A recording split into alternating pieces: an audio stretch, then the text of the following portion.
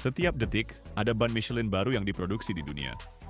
Tapi tahu nggak sih, kalau satu ban itu terdiri dari lebih dari 200 bahan berbeda? Kalau setiap ban diuji setara dengan 1 miliar kilometer per tahun, itu 40.000 kali keliling planet loh. Bayangin, di dalam setiap ban tersembunyi 1.400 kabel baja yang masing-masing bisa nahan beban 15 kg. Artinya 8 kabel di 4 ban, kamu bisa nahan 14.400 kg. Berat 10 mobil penumpang. Dan ada lagi teknologi rahasia C3M yang bahkan Michelin sembunyiin dari orang-orang yang datang ke pabriknya. Gimana caranya dari karet cair dengan suhu 110 derajat bisa lahir jadi ban yang sanggup nahan 200 derajat saat vulkanisasi?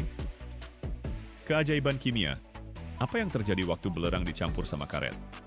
Dan kenapa satu kesalahan 10-15 menit vulkanisasi bisa bikin kerja berbulan-bulan jadi gagal total? Tonton sampai habis, lo bakal tahu gimana ban-ban yang dipercaya jutaan nyawa ini dibuat.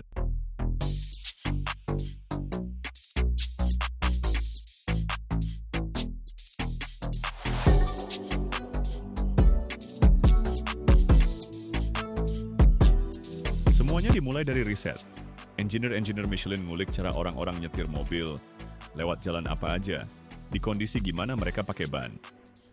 Ini bukan cuma karet biasa di roda loh, ini produk engineering super kompleks yang teknologinya nggak kalah canggih dari smartphone masa kini.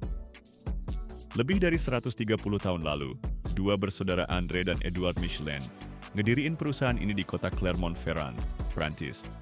Dan sampai sekarang markas besar perusahaan masih di sana. Sekarang Michelin ngelola pabrik-pabrik di seluruh dunia, dari Asmo sampai Cina, dari Eropa sampai Brazil. Tapi proses produksinya sama di mana-mana. Ban yang dibuat di Amerika kualitasnya identik sama ban yang diproduksi di Cina atau Prancis. Ini tercapai berkat standarisasi yang super ketat di semua prosesnya. Setiap pabrik punya spesialisasinya sendiri. Contohnya nih, pabrik di Valladolid, Spanyol, dari tahun 1973 udah produksi ban buat alat-alat pertanian, combine harvester sama traktor.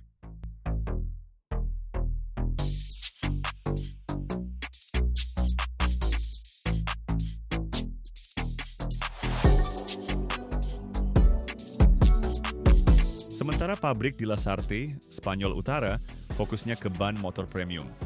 Dan ini bukan kebetulan loh, tiap pabrik udah ngasah keahliannya puluhan tahun. Tapi yang paling bikin takjub itu pas tahap pengembangan materialnya. Dalam satu ban aja ada lebih dari 200 bahan. Ini bukan cuma karet biasa, ini campuran yang dipilih super hati-hati. Karet alam, karet sintetis, karbon hitam, silika, benang logam dan tekstil, belasan zat kimia. Setiap bahan punya perannya sendiri. Karet alam, dasar dari tapak ban. Bahan ini didapat dari getah pohon karet alias Hevea. Getah putih kayak susu ini dipanen dari perkebunan di Asia Tenggara, Afrika, sama Amerika Latin. Karet sintetis dibuat secara kimia dari produk minyak bumi. Bahan ini penting banget buat dapetin karakteristik tertentu, misalnya tahan suhu tinggi atau hambatan gelinding yang rendah. Michelin lagi gencar-gencarnya ngeliti gimana caranya bikin karet sintetis dari sumber yang lebih ramah lingkungan, tanpa bergantung ke minyak bumi.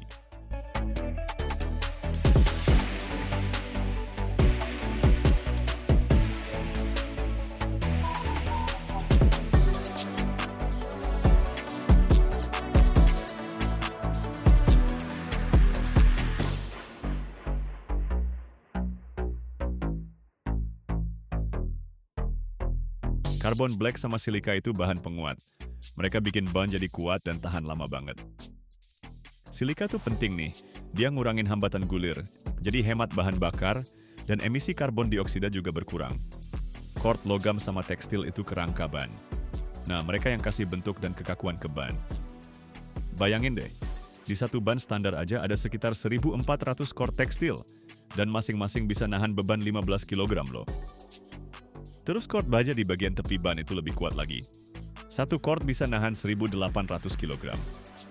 8 kord kayak gitu di 4 ban kamu menciptakan kekuatan cadangan sampai 14.400 kg. Itu lebih berat dari 10 mobil sedan digabung. Bahan kimia kasih sifat unik, hambatan gulir rendah, cengkeraman super tinggi di jalan basah, tahan aus. Setiap resep campuran karet itu hasil riset bertahun-tahun. Persentase tiap bahan bervariasi tergantung jenis bannya.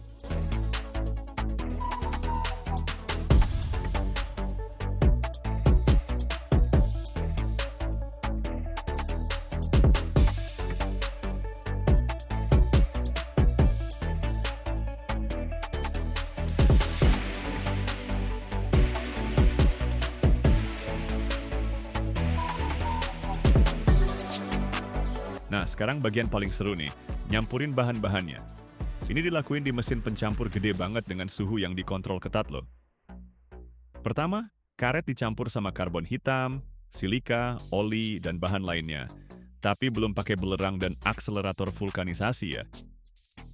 Ini penting banget.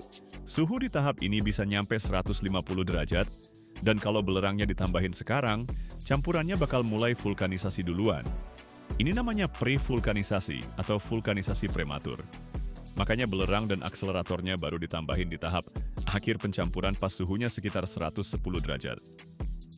Campurannya kelihatan kayak pasta hitam kental gitu. Ini calon karet ban nanti. Habis dicampur, massa ini digiling jadi lembaran atau dibentuk jadi pita dengan ketebalan tertentu. Setengah jadi ini langsung dikirim ke tahap berikutnya, perakitan. Bersamaan dengan itu, kawat baja untuk breaker dan bead ban juga disiapkan. Kawat baja ditarik lewat cetakan khusus, dilapisi tipis pakai lateks biar nempel kuat sama karetnya. Terus dianyam jadi tali yang kokoh banget.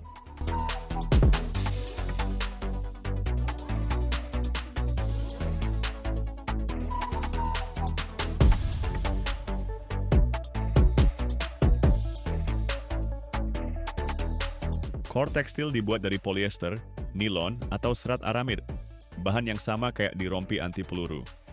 Cord-cord ini juga dilapisi karet. Nah, sekarang mulai deh proses perakitan ban hijau, sebutan buat ban yang belum divulkanisasi. Ini proses yang rumit banget. Setiap lapisan harus dipasang dengan presisi tingkat mikron loh. Pertama, drum dilapisi dengan lapisan segel dalam. Ini karet sintetis, versi modern dari ban dalam. Lapisan ini bikin ban kedap udara. Di atasnya dipasang lapisan rangka, core tekstil tipis yang dilapisi karet. Nah, lapisan inilah yang nentuin seberapa kuat bannya. Terus dibentuk deh sisi ban, bagian yang nempel ke velg logam roda. Di sini ditanam cincin baja dari kawat tebal. Lewat sisi ban inilah semua tenaga mesin dan daya pengereman ditransmisikan dari velg ke area kontak ban sama jalan. Lapisan berikutnya, breaker. Ini beberapa lapis cord baja yang dipasang dengan sudut tertentu. Breaker bikin ban makin kuat, mencegah ban mengembang pas kecepatan tinggi, dan melindungi dari tusukan.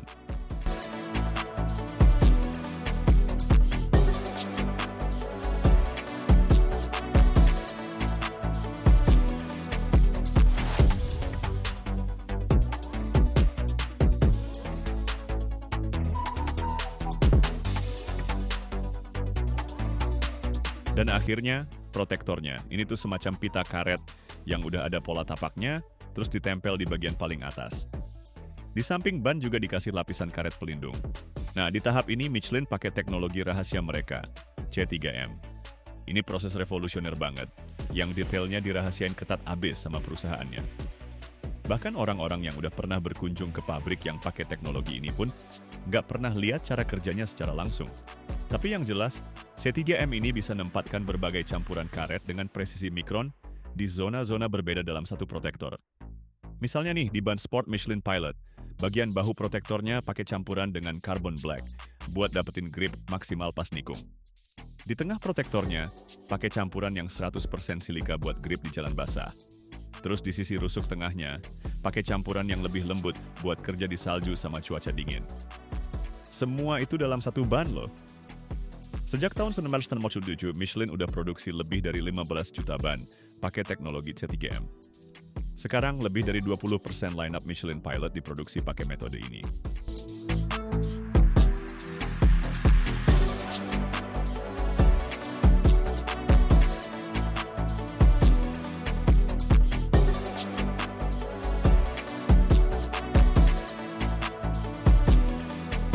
Nah, kalau ban mentah udah jadi, bentuknya kayak gumpalan karet mulus tanpa corak tapak sama sekali. Dan inilah momen paling krusial, vulkanisasi. Ini tuh proses yang ngubah karet lembek jadi bahan yang kuat dan elastis. Yang nemuin prosesnya adalah Charles Goodyear di tahun 1839. Secara nggak sengaja jatuh campuran karet sama belerang ke wajan panas. Kagetnya loh, karetnya nggak meleleh, malah mengeras jadi kuat dan elastis banget. Sekarang vulkanisasi udah jadi ilmu pasti yang super presisi. Ban mentah ini dimasukin ke cetakan gede banget, terus di dalamnya dipasang kapsul karet, kayak kantong udara gitu. Cetakannya ditutup dan dimulailah sihirnya. Ke dalam kapsul dipompa uap super panas bertekanan atau pakai nitrogen. Suhunya naik sampai 145, 160 derajat Celcius, kadang-kadang bahkan sampai 200 derajat. Tekanannya nyampe 23 megapascal. Kapsulnya ngembung dari dalam, neken ban ke dinding cetakan. Dari luar, cetakannya juga dipanasin pakai uap.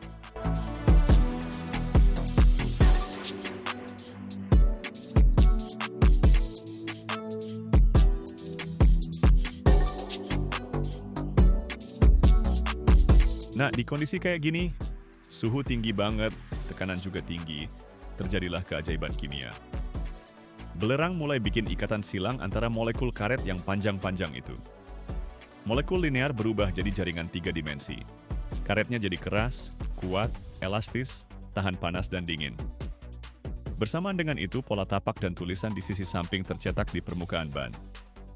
Proses ini berlangsung dari 10-15 menit buat ban mobil biasa, sampai 20-30 menit buat ban truk. Waktunya krusial banget nih. Kurang vulkanisasi, bannya bakal lembek dan cepat aus. Kelebihan vulkanisasi, karetnya malah jadi kaku dan gampang pecah. Suhu juga krusial. Seluruh proses dikontrol sama komputer dengan akurasi sampai per derajat loh. Sistem modern bahkan ngukur suhu setiap ban mentah sebelum divulkanisasi pakai sensor inframerah dan nyesuaiin waktunya tergantung suhu awalnya. Setelah vulkanisasi cetakannya dibuka, uap dikeluarin dari kapsul, dan lahirlah ban jadi masih panas, bau karet khas banget, dengan pola tapak yang jelas.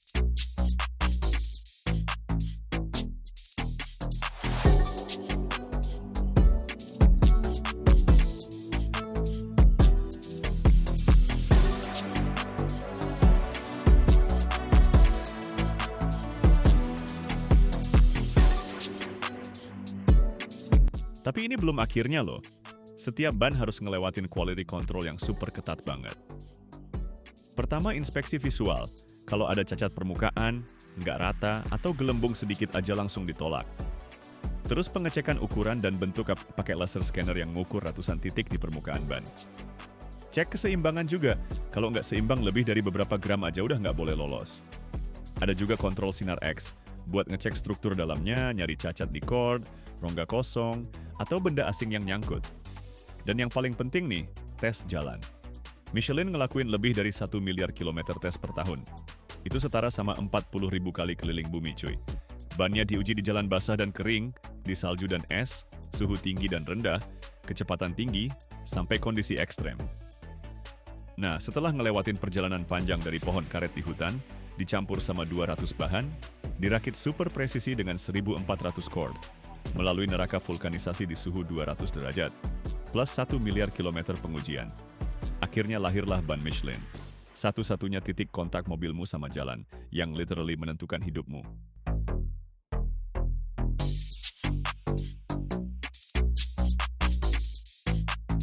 Bayangin, setiap jam di dunia ini ada satu komponen metal seberat lebih dari 50 ton yang lagi diproduksi. Dan cuma satu kesalahan mikroskopis aja bisa bikin bencana jutaan dolar. Bayangin lagi, crankshaft sepanjang bus yang harus tahan miliaran siklus ledakan ekstrim. Atau blok silinder yang kalau salah setebal rambut manusia aja, langsung ditolak total. Padahal beratnya bertonton bro. Tapi nih rahasia, gimana caranya para engineer bisa dapetin akurasi level mikron pas mereka ngerjain part yang lebih berat dari tank? Apa sih yang terjadi di ruang rahasia quality control itu, di mana komputer ngukur ribuan titik dan bisa ngestop semua proses kapan aja? Dan yang paling penting, tonton sampai habis, karena gue bakal tunjukin operasi final yang kalau sampai gagal dikit aja, berbulan-bulan kerja langsung jadi rongsokan. Ini produksi yang tiap milimeternya nentuin hidup matinya mesin. Siap ngintip ke dalamnya?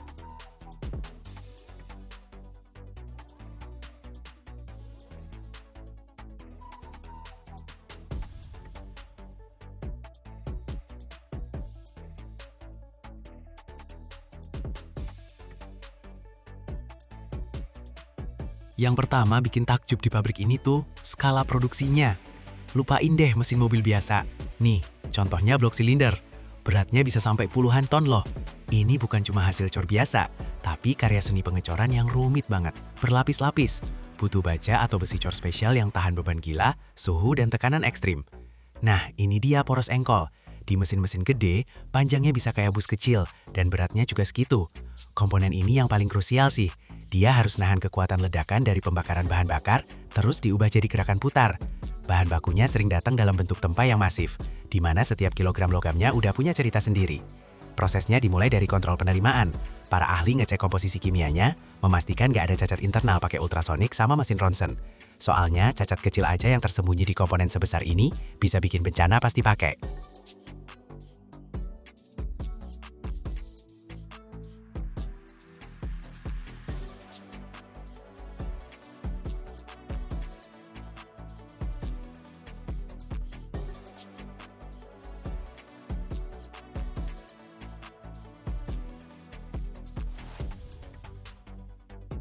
Ini kayak medical check-up buat si raksasa baja. Cuma setelah pemeriksaan menyeluruh, bahan mentah ini baru dapat izin masuk ke area pemesinan. Buat mindahin bahan-bahan ini, butuh tenaga yang nggak main-main loh. Makanya pabrik ini dilengkapi sama kren jembatan super kuat yang bisa ngangkat beban yang beratnya melebihi kebanyakan mesin biasa. Pasang komponen ke mesin pemroses, itu operasi presisi banget nih. Butuh kerja sama tim dan pengalaman. Ini langkah pertama mengubah logam jadi kekuatan. Sekarang kita masuk ke jantungnya pabrik, zona pemrosesan blok silinder. Di tempat ini, pemesinan multisumbu jadi raja. Di depan lo, mesin Fries Portal. Ukurannya lebih mirip rumah kecil daripada mesin. Spindlenya yang dilengkapi mata potong super keras bisa ngebuang sampai beberapa ratus kilo logam per jam. Operasi pertama, pemesinan kasar. Tujuannya, ngilangin kelebihan material, buang cacat permukaan dari pengecoran, dan kasih bentuk geometri dasar ke komponen.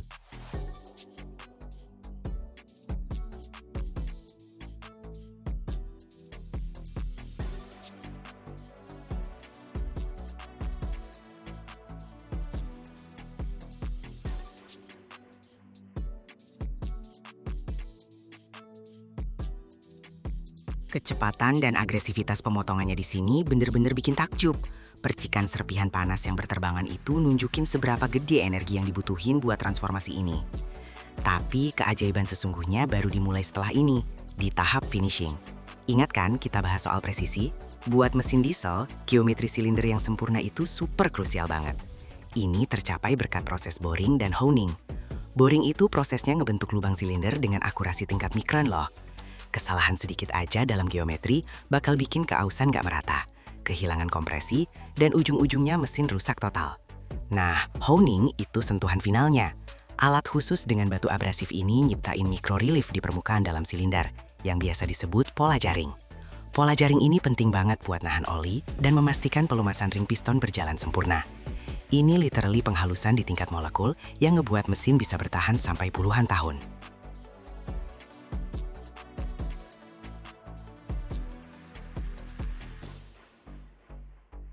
Mesin-mesin ini bekerja dengan kontrol suhu yang super ketat. Fluktuasi suhu sedikit aja bisa bikin komponen yang beratnya berton-ton ini mengalami deformasi termal, dan artinya akurasinya langsung hilang. Makanya di workshop ini iklim mikronya dijaga stabil terus, dan proses pengerjaannya bisa berlangsung berhari-hari. Di depan kita nih ada pahlawan berikutnya, poros engkol. Komponen ini bekerja dalam kondisi paling ekstrim banget. Dia harus punya kekuatan yang luar biasa, plus keseimbangan yang sempurna. Pembuatannya itu beneran sebuah mahakarya teknik. Awalnya, pengerjaan awal pada jurnal. Di mesin bubut Fries khusus dengan kontrol numerik terprogram, jurnal batang penghubung dan jurnal utama dibentuk. Mengingat berat dan panjang poros ini, di sini dipakai sistem penyangga unik yang mencegah lenturan dan getaran selama proses pengerjaan. Tahap krusial, penggerindaan. Jurnal poros harus punya tingkat kekasaran minimal, soalnya di bagian inilah terjadi gesekan dengan bantalan.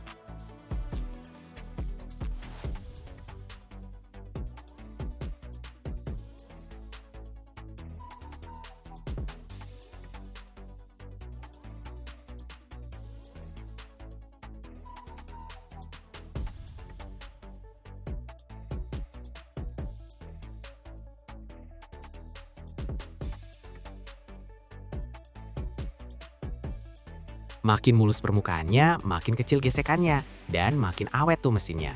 Makanya dipakai mesin gerinda silindris khusus yang sensornya super sensitif. Nah, sekarang yang paling penting nih, perlakuan panas dan penguatan permukaan. Abis digiling, bagian leher poros ini dikuatin pakai pengerasan induksi atau nitriding. Fungsinya apa? Ini bikin lapisan super keras dan tahan aus di permukaan lehernya, tapi bagian dalam porosnya tetap kuat dan lentur. Ini penting banget supaya poros bisa tahan miliaran siklus beban. Ibaratnya kayak baju besi buat bagian paling vital di mesin. Tahap terakhir, balancing.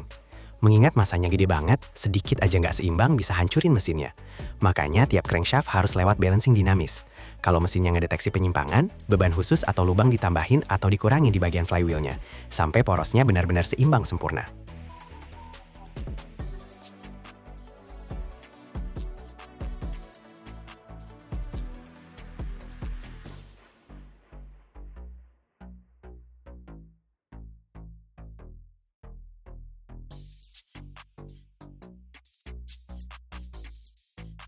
Ini kayak tunin biola, cuma bedanya yang kita dapetin bukan musik, tapi harmoni rotasi dan power yang pas banget. Gimana caranya bisa sepresisi itu padahal kerjanya sama mesin-mesin gede gitu? Jawabannya ada di alat dan kontrol kualitas. Alatnya sendiri itu produk teknologi tinggi loh. Setiap pahat, setiap mata pisau dilengkapin sama pelat dari campuran logam super keras atau bahkan berlian sintetis. Mereka harus tahan sama suhu dan tekanan pemotongan yang gila-gilaan. Berkat lapisan khusus, umur alat-alat ini jadi lebih panjang dan kualitas pengerjaannya tetap tinggi terus. Di ruang peralatan khusus, kondisi mereka dipantau terus, diasah ulang, dan diganti kalau perlu. Tapi yang paling penting nih, kontrol kualitas. Setiap habis operasi penting, komponen harus diukur dengan teliti banget. Kita dibantu sama mesin pengukur koordinat. Mesin-mesin ini yang dilengkapin prop super presisi dan scanner laser bisa mengukur sampai ribuan titik di permukaan komponen dengan akurasi sampai beberapa mikrometer.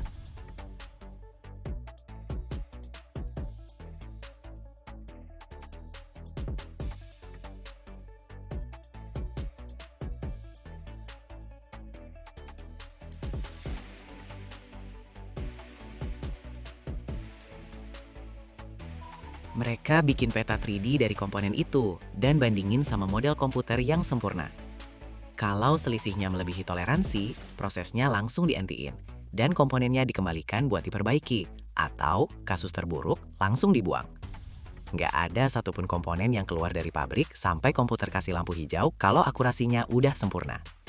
Nah, pas semua komponen, blok mesin, kruk as, kepala silinder, batang penghubung, udah lolos kontrol ketat dan mencapai akurasi sempurna, mereka siap buat tahap akhir, perakitan. Ini udah beda bengkel nih, di sini kebersihannya steril banget. Ngerakit mesin kayak gini prosesnya nggak kalah presisi sama proses pengerjaan komponennya. Semua bagian dicuci bersih, bahkan sisa-sisa serpihan dan kotoran yang mikroskopis juga dihilangkan. Para spesialis pakai kunci torsi buat ngencengin ribuan baut dengan momen yang udah ditentuin secara detail. Kesalahan dalam ngencengin kepala silinder misalnya, bisa bikin gasket bocor dan mesinnya rusak total.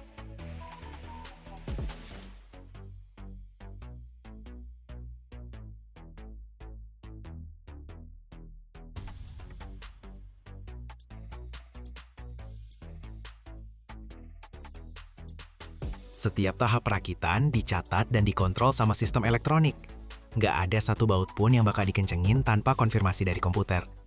Abis dirakit, mesinnya langsung dikirim ke tempat uji coba. Di sini, mesinnya dinyalain dan pelan-pelan dinaikin ke mode kerja penuh. Sensor-sensor ngukur suhu, tekanan oli, getaran, sama tenaganya. Kalau ada yang nggak normal dikit aja, langsung mesinnya dibalikin buat diperbaiki. Baru setelah lulus semua tes, mesinnya dapat sertifikat kualitas. Mesin gede banget ini dipasang di kapal laut, lokomotif, truk tambang raksasa, sama pembangkit listrik. Satu mesin kayak gini bisa jalan puluhan tahun, ngasih tenaga ribuan tenaga kuda. Dan di balik setiap jam kerjanya yang sempurna itu, ada berbulan-bulan kerja keras dari para insinyur, operator mesin, sama quality control. Produksi mesin-mesin kayak gini tuh puncaknya teknik permesinan, di mana metalurgi, mekanik presisi, sama teknologi komputer ketemu jadi satu.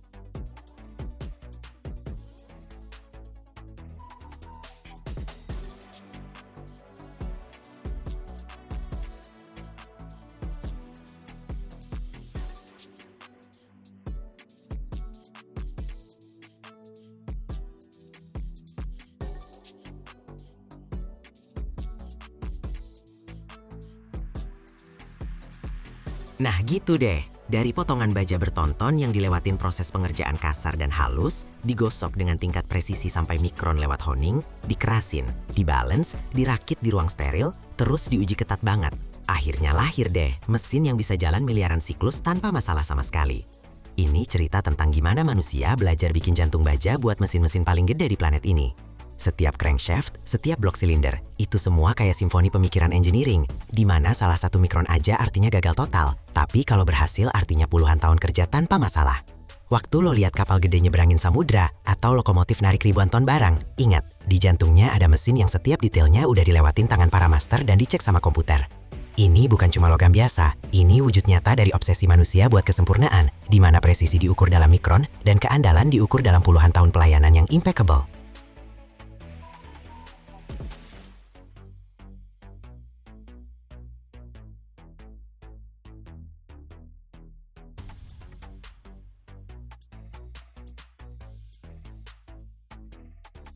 Bayangin deh, konstruksi bangunan itu nggak cuma harus kuat, tapi juga bisa super ringan, awet, dan ramah lingkungan sekaligus. Nah, revolusi kayak gini tuh udah nyata banget dengan munculnya besi fiberglass, material modern yang perlahan mulai ngegantiin besi baja konvensional di banyak negara.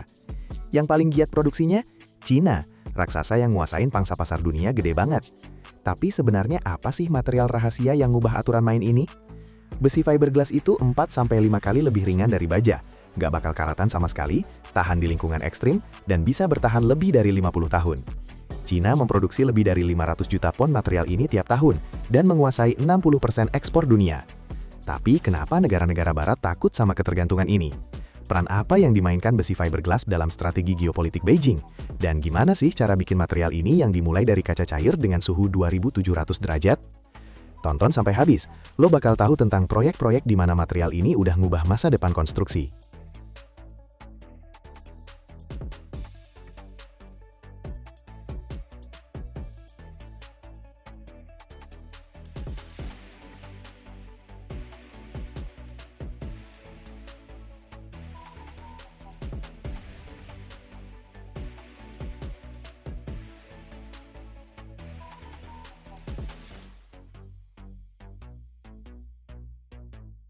Fiberglass rebar, ini tuh batang penguat yang dibuat dari material komposit berbasis serat kaca yang direndam sama resin khusus. Beda banget sama besi beton biasa, ini 4-5 kali lebih ringan, nggak bakal karatan, anti korosi, dan tahan kondisi ekstrim, misalnya kena hujan asam, semprotan garam, atau kelembapan tinggi. Biar kebayang nih, besi beton standar beratnya hampir setengah kilo per meter panjangnya, tapi yang fiberglass cuma sekitar 120 gram buat ukuran yang sama. Artinya, lebih gampang dipakai, biaya angkut dan pemasangannya lebih murah, jadi konstruksinya bisa lebih cepat dan hemat. Nah, yang jadi pemain utama produksi fiberglass rebar di dunia itu China. Pabrik-pabriknya yang kebanyakan ada di wilayah timur dan tengah negara sana, udah dilengkapin sama lini produksi modern buat pressing, molding, sama polimerisasi serat kaca.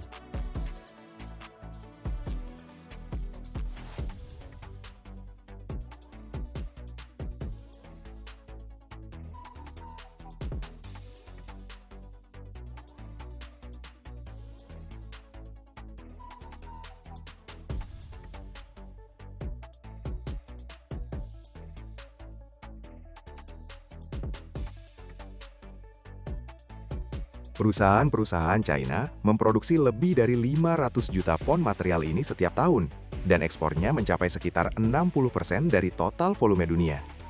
Keunggulan besar China nggak cuma soal skala produksi, tapi juga harga.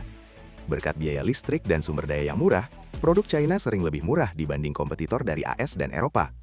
Tapi ini udah memicu diskusi geopolitik yang intens banget. Kalau dilihat lebih luas, besi fiberglass ini udah jadi kartu panas beneran dalam perdagangan global. Negara-negara barat makin sering menghadapi dilema, mendukung produksi sendiri dengan biaya yang jauh lebih tinggi, tapi mengurangi pengaruh ekspor China, atau aktif mengimpor besi China yang murah dan jadi tergantung sama material China. Aspek rahasia ini intinya begini, China nggak cuma pakai fiberglass rebar buat proyek infrastruktur besar-besaran mereka sendiri.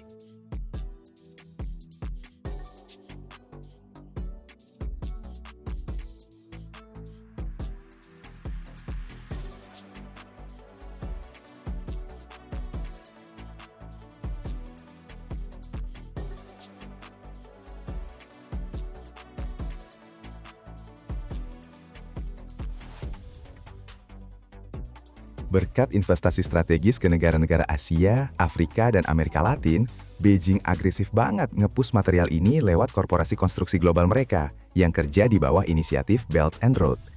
Ini bikin Cina nggak cuma nambah kehadiran di pasar konstruksi dunia, tapi juga nguatin pengaruh ekonomi di berbagai region lewat kontrol atas sumber daya konstruksi. Tren pemakaian fiberglass rebar ini bukan sekadar soal hemat biaya atau material baru aja loh. Ini soal ekologi dan keamanan. Fiberglass rebar cepet banget naik daun di AS, di mana makin banyak jembatan, jalan, dan rumah yang dibangun pakai komposit ringan. Beda sama logam, material ini nggak bakal berkarat, jadi infrastrukturnya jadi lebih reliable dan tahan lama.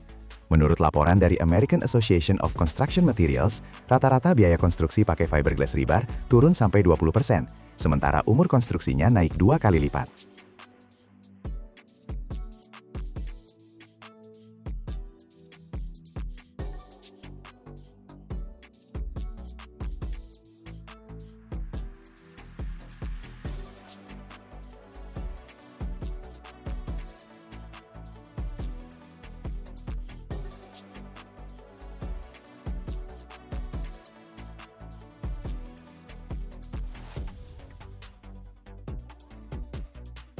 Buat engineer muda, arsitek, sama entrepreneur, ini artinya lebih banyak peluang inovasi, beban lingkungan berkurang, dan industri makin berkembang. Bayangin aja loh, kamu lagi bangun jembatan atau gedung tinggi. Daripada pakai besi baja berat, kamu pakai batang fiberglass yang lebih tipis. Batangnya bisa lebih panjang, lebih ringan, dan gampang banget dipasangnya. Plus, nggak perlu khawatir beberapa tahun kemudian bakal karatan dan bikin betonnya rusak. Cina udah aktif banget pakai fiberglass rebar mereka di proyek konstruksi gede-gedean. Di area pusat kota Beijing, Shanghai, sama Guangzhou, mereka pasang jalan raya baru dan jembatan pakai material ini. Perusahaan Cina juga ngekspor rebar ini ke berbagai proyek di AS, Eropa, negara-negara Timur Tengah, jadi makin kuat kehadiran teknologi dan ekonomi mereka di dunia.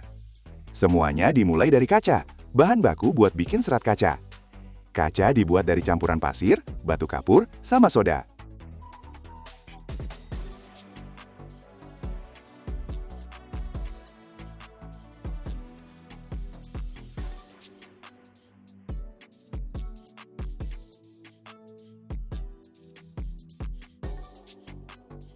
Bahan-bahan ini dimasukin ke tungku gede banget, dipanasin sampai suhunya nyampe 2700 derajat Fahrenheit.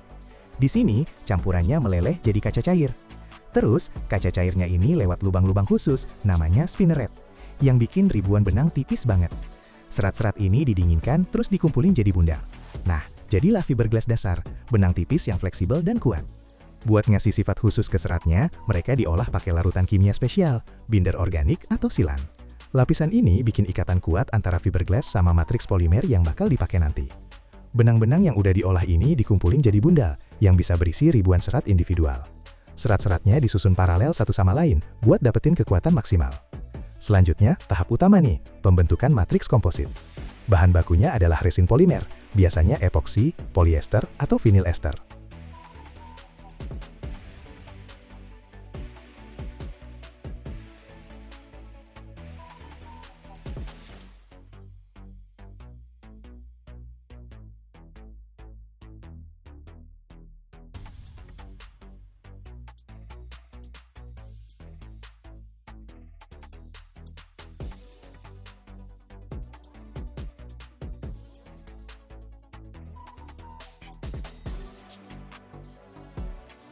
Materialnya punya kekuatan tinggi banget dan tahan lembab plus zat kimia.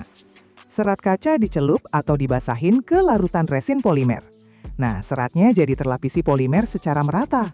Terus sisanya dibuang, biar nggak ada gumpalan sama permukaan yang nggak rata. Serat basah yang udah siap ini dikirim ke jalur pembentukan khusus, extruder. Di sini komposisi cair dipaksa lewat lubang cetakan, dibentuk jadi batang atau stang sesuai diameter yang dibutuhin. Abis itu ada operasi penting, penarikan dan polimerisasi. Batang penguat yang jadi langsung dikirim buat didinginkan dan dikerasin di ruang termal khusus. Di sini matriks polimernya mengeras, ngikat serat-seratnya jadi satu struktur yang kokoh banget. Kontrol ukuran sama bentuknya super penting, makanya jalur produksinya dilengkapin sistem kalibrasi otomatis buat memastikan diameter dan bentuk bulat armaturnya sesuai.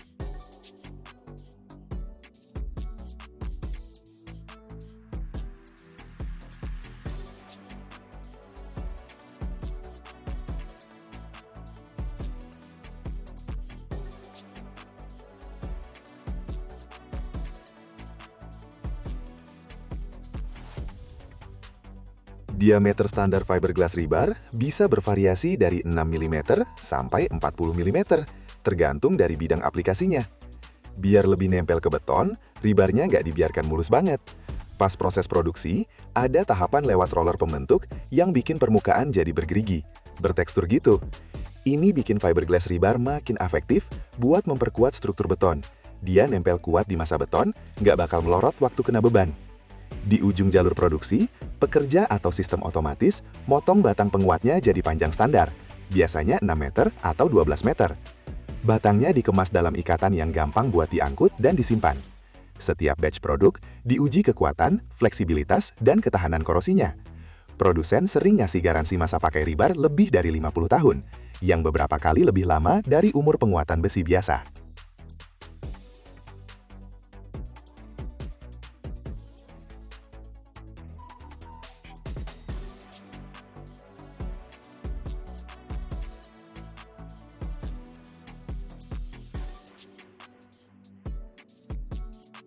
Besi fiberglass atau FRP rebar lagi naik daun banget di dunia konstruksi modern, karena ringan, kuat, dan gak bakal karatan. Sekarang lo bakal lihat beberapa proyek paling keren yang pakai material inovatif ini. Delhi Metro Phase 4 di India. Proyek kereta bawah tanah gede-gedean yang pakai besi fiberglass buat nguatin terowongan sama bangunannya. Ini bikin konstruksinya lebih awet dan bebannya jadi lebih ringan. Jizan Flood Mitigation Channel di Arab Saudi. Ini proyek terbesar di dunia yang pakai besi fiberglass buat nguatin kanal-kanal panjang yang ngontrol banjir. Di sini ada 240 ton fiberglass rebar yang bakal bikin konstruksinya tahan banget sama lingkungan ekstrim. Muskrat Falls Hydroelectric Project di Kanada. Produsen besi fiberglass nyediain material buat penguatan yang jamin pembangkit listrik tenaga airnya awet, apalagi karena terus kontak sama air dan kelembapan tinggi.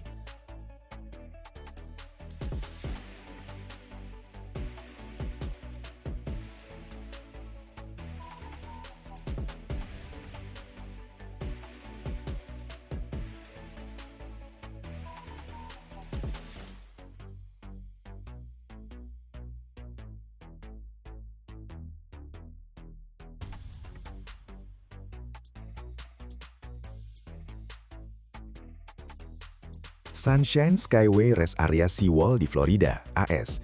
Bangunan laut yang pakai fiberglass rebar sebagai material andalan karena tahan banget sama korosi air asin. Di sini material ini bikin kebutuhan perbaikan berkurang dan memperpanjang umur dinding tembok. Alligator River Bridge di North Carolina, AS. Jembatan yang diperkuat pakai besi komposit buat ningkatin daya tahan dan ngurangin beban struktur logam. Terowongan Toronto TTC North Subway Extension di Kanada. Proyek yang pakai besi fiberglass buat ningkatin fleksibilitas struktur dan ngurangin risiko kerusakan waktu gempa. Dan kayak gini nih, dari kaca cair yang suhunya 2700 derajat, lewat proses pembentukan serat super tipis, pelapisan resin polimer, sampai pembuatan permukaan beralur, lahirlah material yang bisa bertahan lebih dari 50 tahun tanpa jejak korosi sama sekali. Ini cerita tentang gimana manusia belajar bikin besi yang lebih ringan dari udara, tapi lebih kuat dari baja. Material yang ngubah geopolitik konstruksi dan bikin jembatan jadi abadi.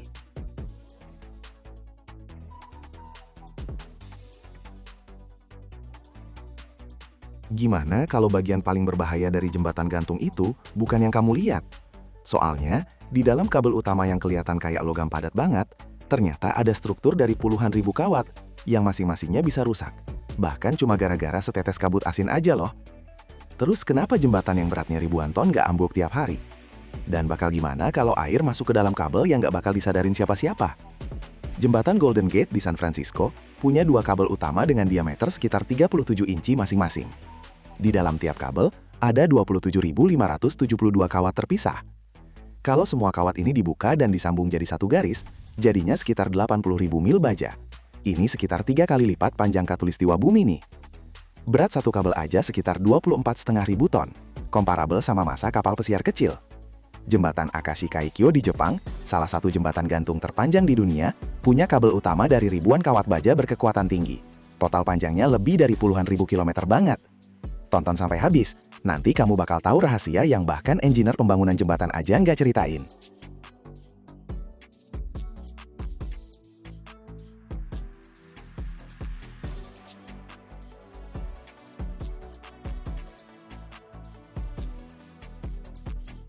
Bayangin contoh klasik nih, jembatan Golden Gate di San Francisco. Jembatannya punya dua kabel utama yang gelandang lewat menara, terus ditambatin di blok jangkar gede banget yang ada di batu karang. Diameter tiap kabelnya sekitar 37 inci. Ini udah bukan sekadar kawat lagi ya, tapi hampir kayak tiang yang cuma bisa dipeluk sama 2 atau 3 orang. Di dalamnya ada 27.572 kawat terpisah yang dipadatin jadi satu bundel bulat sempurna. Kalau semua kawat ini dibuka terus disambung jadi satu garis, jadinya sekitar 80.000 mil baja. Itu kira-kira 3 kali panjang garis khatulistiwa bumi loh. Berat satu kabel doang, sekitar 24.500 ton. Jadi sebanding sama massa kapal pesiar kecil atau ratusan truk yang fully loaded. Kenapa sih harus pakai segitu banyak kawat? Kenapa nggak bikin satu batang solid gede aja? Soalnya, baja itu bagus banget kalau ditarik, tapi nggak tahan sama cacat, apalagi di penampang yang gede.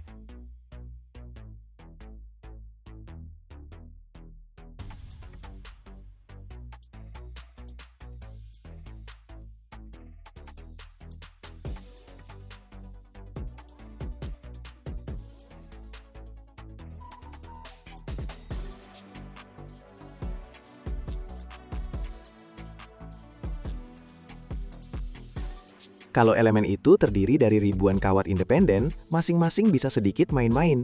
Di satu tempat ambil beban lebih banyak, di tempat lain lebih sedikit. Kalau karena alasan tertentu satu kawat korosi atau melemah, bagiannya di kekuatan total itu minimal banget dan nggak bakal kelihatan dari perilaku keseluruhan kabel. Selain itu, dari puluhan ribu elemen tipis, jauh lebih gampang bikin bentuk yang fleksibel. Kabel bisa meliuk halus ngubungin menara, bikin parabola gede di atas bentangan. Sementara batang dengan diameter segitu nggak bisa dibengkokin tanpa deformasi plastis. Proses bikin kabel utama jembatan gantung juga beda sama cara bikin kabel baja biasa di pabrik. Nggak ada yang ngirim ke lokasi konstruksi gulungan jadi setebal 1 meter dan panjang ribuan kaki. Monster kayak gitu nggak mungkin dikirim atau diangkat ke ketinggian.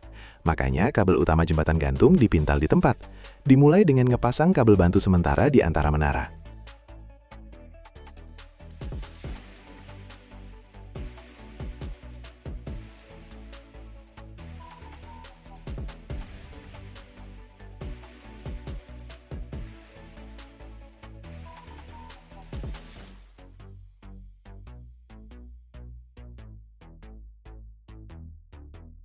Di atasnya, mereka jalanin kereta gantung yang bisa bolak-balik sepanjang bentangan jembatan. Di kereta itu, ada gulungan kawat baja gede banget. Setiap kali kereta jalan, artinya lagi narik satu kawat lagi dari tepi ke tepi. Ujung kawatnya dikaitin di jangkar satu sisi, keretanya narik gulungan melewati bentangan, terus kawatnya dipasang di tepi seberang, sisanya dipotong. Habis itu, kawat berikutnya begitu terus sampai puluhan ribu kali. Biar maraton gila ini nggak jadi kacau, kawat-kawatnya dibentuk jadi yang namanya senar atau subkabel gitu. Misalnya, dari beberapa ratus kawat paralel disatuin jadi satu bundel dengan diameter tertentu. Pertama, semua kawatnya ditarik dulu agak longgar dikit. Terus dongkrak khusus ratain ketegangan biar tiap kawat nahan beban yang kurang lebih sama. Abis itu, bundelnya diklem pakai cincin atau penjepit khusus biar nggak berantakan. Kalau bundel kayak gini udah cukup banyak, semuanya digabungin lagi. Terus diklem jadi silinder besar dalam satu struktur.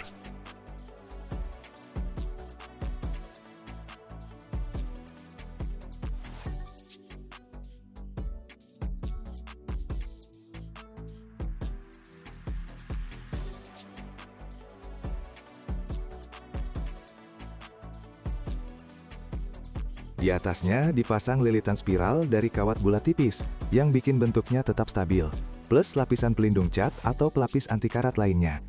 Nah, di tahap ini, kabel udah bisa nahan beban yang luar biasa gede. Bayangin aja, di situ digantungin bagian bentangan jembatan, rangka baja atau balok kotak yang jadi tempat jalanan. Struktur bentangan ini, lewat gantungan-gantungan, ngirim bebannya ke kabel utama. Tiap mobil yang lewat jembatan, nambah beberapa ton ke sistemnya. Kadang sampai puluhan ton, kalau truk besar atau beberapa truk lewat bareng. Angin juga ngasih tekanan ke samping konstruksinya, dengan kekuatan yang bisa nyampai ribuan kilonewton pas lagi badai. Semua itu akhirnya kerasa sama kabel utama, yang memang mulur beberapa inci sepanjang rentangnya, tapi tetap dalam batas deformasi elastis. Keunikan jembatan gantung itu kan kabelnya cuma kerja nahan tarikan doang, bukan ditekuk atau ditekan.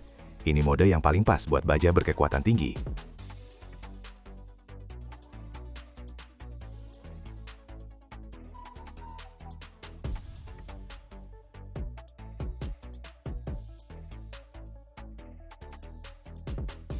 Modulus elastisitas dan batas kekuatan kabel-kabel kayak gini diatur sedemikian rupa supaya tegangan kerjanya jauh lebih rendah dari batas maksimal.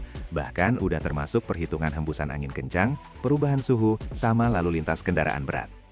Waktu masih tahap desain, para insinyur ngasimulasiin semua kemungkinan beban yang bisa terjadi. Jalur kedua arah penuh sama truk, pengereman mendadak, efek gempa. Hasilnya adalah rentang peregangan dan lengkungan kabel yang diizinkan, di mana jembatan tetap aman dan nyaman buat yang pakai. Menariknya nih, meski sistem keseluruhannya kaku, kabel utama nggak sepenuhnya diam. Mereka bernapas bareng sama jembatannya. Waktu kepanasan di siang hari yang terik, baja memuai, dan kabelnya agak kendur. Pas malam, mendingin, ketegangan naik, kendurnya berkurang.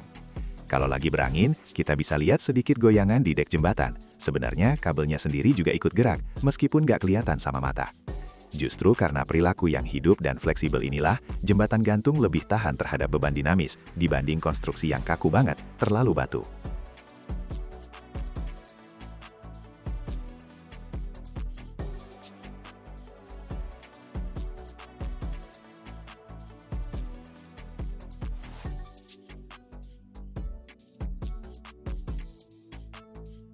Kekakuan yang berlebihan justru sering banget jadi penyebab bencana dalam sejarah pembangunan jembatan. Sedangkan fleksibilitas yang terkontrol memungkinkan energi getaran bisa diredam. Topik penting lainnya nih, perlindungan kabel dari korosi. Baja takut sama kelembapan dan kabut asin, apalagi di wilayah pesisir kayak San Francisco. Kalau air sama zat-zat agresif masuk ke dalam kabel, sampai ke setiap kawat dari puluhan ribu kawat yang ada, korosi bisa secara diam-diam menggerogoti penampang selama bertahun-tahun, sampai udah terlambat buat dibenerin. Makanya, begitu proses penganyaman dan penekanan kabel selesai, langsung dilakukan penyegelan. Pertama, dicat dengan teliti, terus secara berkala lapisannya diperbarui. Di jembatan modern, sistem tambahannya lebih canggih lagi. Dibungkus pakai pita kedap udara, celah-celahnya diisi udara kering atau nitrogen, kelembapan di dalamnya pun dikontrol. Inspeksi rutin juga dilakukan, termasuk pakai metode non-destruktif kayak magnetik atau ultrasonik yang memungkinkan kita tahu kondisi kawatnya tanpa harus bongkar kabelnya.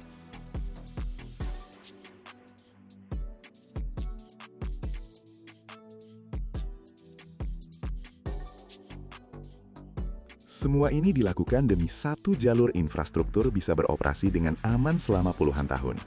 Kabel-kabel Golden Gate awalnya didesain untuk bertahan beberapa dekade, tapi berkat perawatan yang benar, pengecatan rutin, dan monitoring terus-menerus, sampai sekarang mereka masih bekerja sempurna, menahan bentang utama sepanjang lebih dari 4.000 kaki. Kalau kita tambahin jembatan gantung lain di seluruh dunia, gambaran ini bakal makin mencengangkan. Ratusan ribu mil kawat baja yang terentang di antara tepian sungai, teluk, dan selat, setiap hari menahan jutaan mobil di udara. Penggunaan kabel utama dari ribuan kawat baja ini udah jadi standar buat jembatan gantung besar. Jadi Golden Gate nggak sendirian nih. Salah satu saudara paling terkenal adalah jembatan George Washington yang melintasi sungai Hudson di New York. Dia juga punya dua kabel utama yang dianyam dari puluhan ribu kawat baja. Total panjang seluruh kawatnya mencapai ribuan kilometer dan berat masing-masing kabelnya puluhan ribu ton. Mirip banget sama Golden Gate.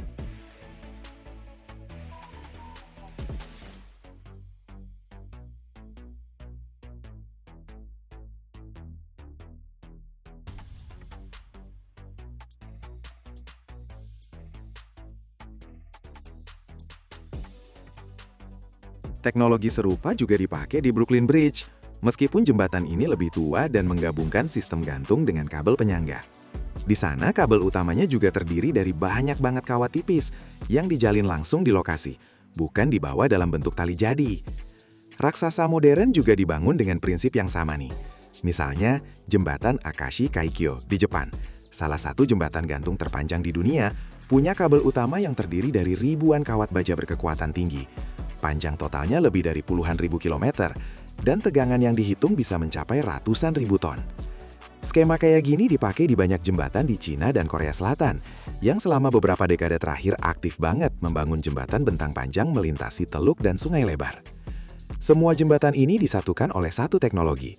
Kabel utamanya dijalin langsung di lokasi dari puluhan ribu kawat terpisah, yang masing-masing ditarik, diluruskan, dan dipadatkan jadi satu struktur yang solid.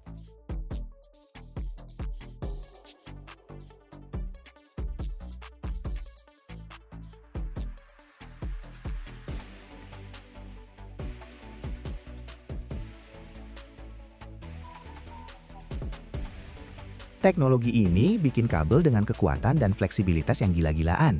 Bisa nahan beban ribuan ton, plus tekanan dinamis dari angin, kendaraan, dan perubahan suhu.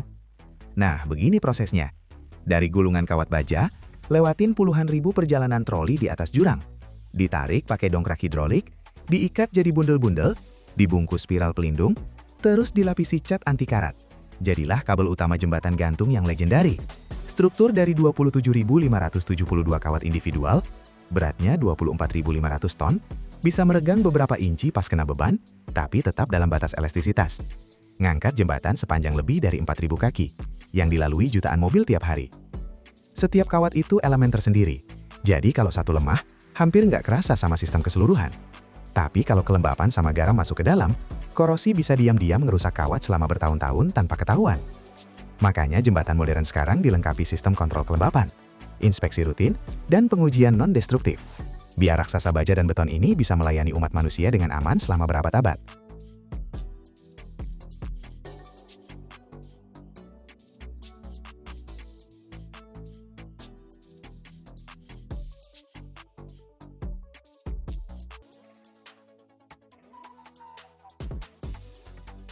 Gimana kalau gue bilang, di dalam mesin-mesin paling berbahaya di dunia, ada rahasia baja yang cuma bisa dibuat sekali, dan kalau gagal, ruginya satu negara. Ada batangan logam yang butuh 6 minggu buat dingin di bawah tanah, dan bisa tahan tekanan yang bikin gunung aja hancur. Raksasa ini lahir dari api lebih dari 1.500 derajat Celcius, melalui proses tempa berbulan-bulan, hantaman puluhan ribu ton, dan kejutan panas yang bikin logam biasa langsung meledak jadi serpihan.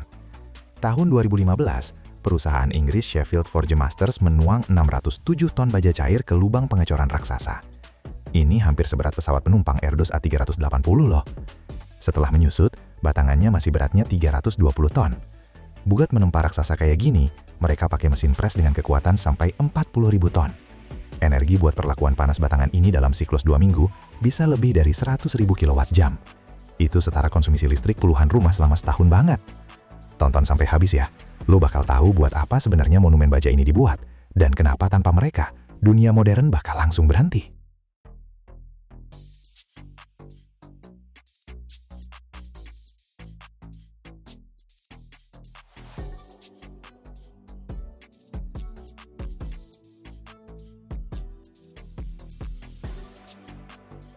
Bayangin pabrik pengecoran besar-besaran di pabrik metalurgi. Semuanya dimulai dari sini. Buat dapetin batang baja yang solid, lo butuh baja cair berkualitas sempurna yang harus dituan ke cetakan dalam satu aliran terus-menerus. Ini tahap yang butuh koordinasi maksimal banget, soalnya kita ngomongin ribuan derajat suhu dan ratusan ton logam nih. Contoh keren dari kejadian engineering kayak gini adalah rekor penuangan yang dilakukan perusahaan Inggris Sheffield Forgemasters di tahun 2015. Para ahli metalurgi perusahaan ini berhasil banget nuang 607 ton baja cair ke lubang pengecoran raksasa. Buat gambarin volume segede ini, beratnya hampir sama kayak pesawat penumpang Airbus A380 loh. Proses penuangan ini super krusial. Baja nggak cuma harus dilebur, tapi juga dimurnikan sampai level yang sesuai dengan standar paling ketat dari klien, misalnya buat komponen reaktor. Artinya meminimalkan kotoran, gas, dan terak seminimal mungkin. Penuangan berkelanjutan ini menjamin gak bakal ada cacat berlapis atau batasan-batasan di struktur batang baja yang bisa nurunin kekuatan mekanisnya.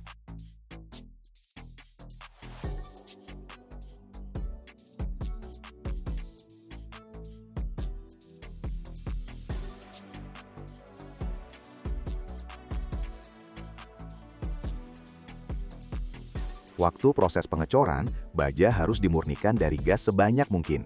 Kadar oksigen sama nitrogennya dikontrol ketat, sering nggak sampai 20 bagian per sejuta. Kalau gasnya kebanyakan, bisa ngebentuk rongga-rongga kecil di dalam benda padat pas lagi mendingin. Begitu logam cair yang suhunya bisa lebih dari 2700 derajat Fahrenheit dituang, waktu jadi faktor paling krusial di proses ini.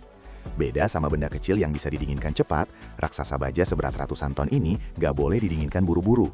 Kalau pendinginannya terlalu cepat, bakal muncul tegangan internal yang gede banget, retakan, sama kerusakan struktur, soalnya lapisan luarnya udah beku, sementara bagian dalamnya masih cair. Buat mastiin struktur kristalnya seragam, batangan seberat 607 ton ini dibiarkan mendingin di lubang pengecoran selama 6 minggu. Ini proses terkontrol yang super lambat, di mana baja perlahan mengeras sampai suhunya turun sampai sekitar 2000 derajat.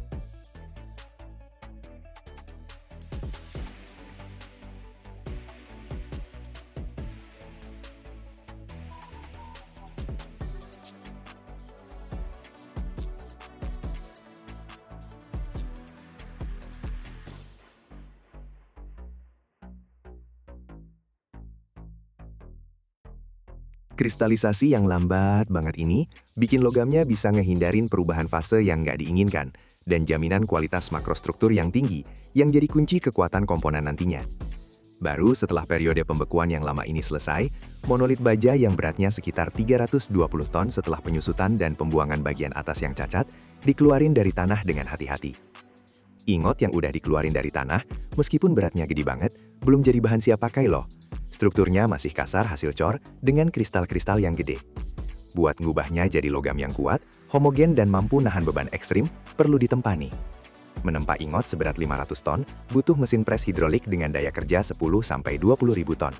Misalnya, buat tempa komponen reaktor yang paling gede, dipakai pres dengan kekuatan 40 ribu ton. Sebelum ditempa, ingotnya dipanasin lagi dengan hati-hati di tungku khusus. Proses ini bisa berlangsung bermingguan, buat jamin pemanasan yang merata di seluruh volume logam.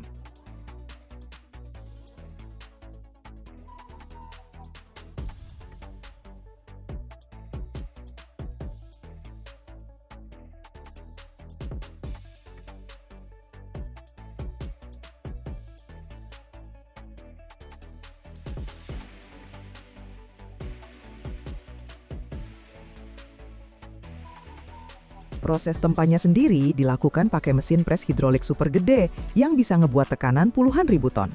Pres ini ngancurin kristal-kristal besar hasil pengecoran yang gampang patah. Tekanannya bikin logamnya makin padat, ngilangin rongga-rongga kecil banget yang mungkin muncul waktu dicor.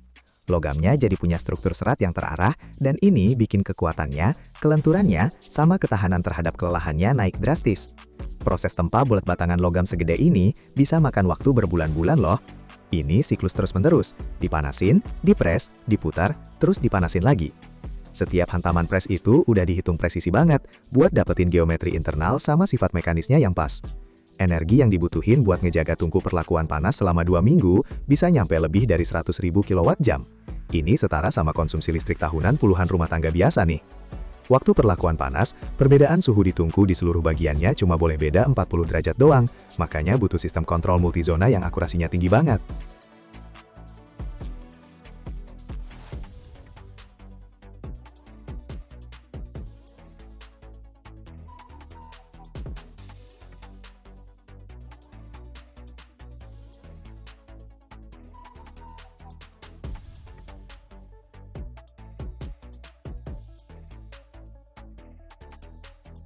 Setelah bentuk ingot udah jadi, saatnya masuk ke tahap heat treatment.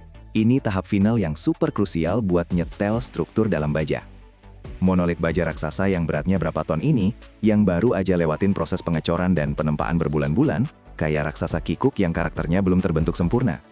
Dia kuat sih, tapi struktur dalamnya masih kacau banget, dan penuh sama tekanan internal yang nggak kelihatan. Tahap pertama itu normalisasi, atau orang-orang bilang homogenisasi. Intinya gampang, kita kayak ngaduk struktur logamnya biar merata sempurna di seluruh bagian. Ini dilakuin supaya di setiap titik benda kerja, baik di permukaan maupun di bagian paling dalam, bajanya punya sifat yang sama. Ini kayak ngeratain suhu di oven biar kue matangnya sempurna. Terus terjadi momen paling dramatis, quenching, alias pengerasan. Benda kerjanya dipanasin sampai suhu super tinggi, sampai plastisitasnya maksimal banget. Abis itu, secara tiba-tiba, tapi tetap di bawah kontrol ketat, langsung didinginkan. Bisa pakai rendaman air atau oli.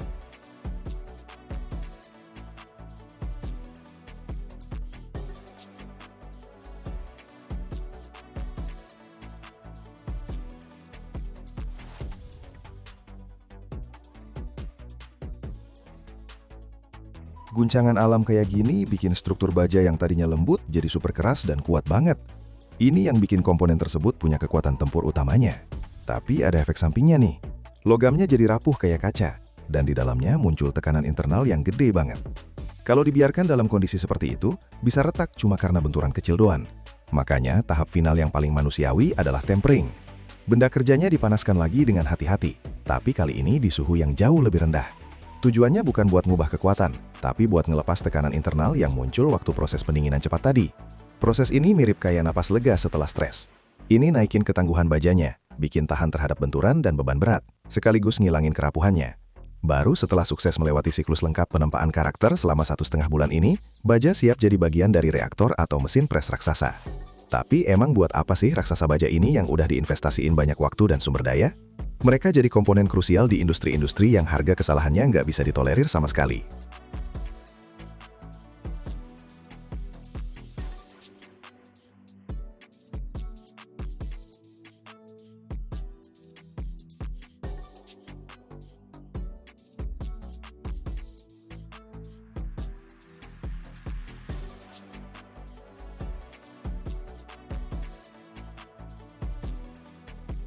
Misalnya nih, di industri energi nuklir, batangan raksasa ini diubah jadi komponen inti reaktor bertekanan super tinggi.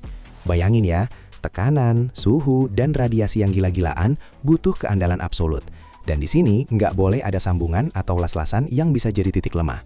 Yang dibutuhin cuma satu blok utuh yang solid, yang bisa tahan beban ekstrim selama puluhan tahun. Di industri mesin berat, raksasa-raksasa ini jadi dudukan untuk mesin pres terbesar di dunia. Mesin pres ini yang bentuk rangka mobil, komponen pesawat, dan bagian kapal loh. Dudukan yang nggak boleh bengkok di bawah tekanan ribuan ton harus dicor dari satu blok utuh. Dan tentunya ini soal pembangkit listrik, rotor buat turbin uap raksasa atau poros engkol buat mesin kapal super gede yang gerakin super tanker dan kapal kontainer. Komponen-komponen ini butuh jaminan kekuatan bengkok dan beban sekunder yang cuma bisa dikasih sama baja yang diproduksi lewat proses super rumit kayak gini.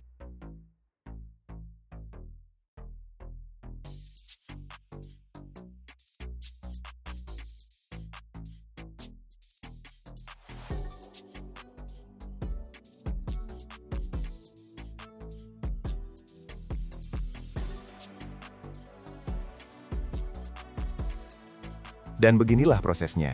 Dari tuangnya 607 ton baja cair pada suhu 2700 derajat Fahrenheit, lewat pendinginan lambat selama 6 minggu di bawah tanah, penyusutan sampai jadi 320 ton, berbulan-bulan ditempa di bawah mesin pres 40.000 ton, pukulan puluhan ribu ton, normalisasi, pengerasan dan tempering selama 1,5 bulan, konsumsi energi 100.000 kWh, lahirlah monolit baja, raksasa tunggal tanpa sambungan yang sanggup nahan tekanan yang bisa hancurin gunung, suhu yang bisa leburin logam biasa, dan radiasi yang ngebunuh semua makhluk hidup.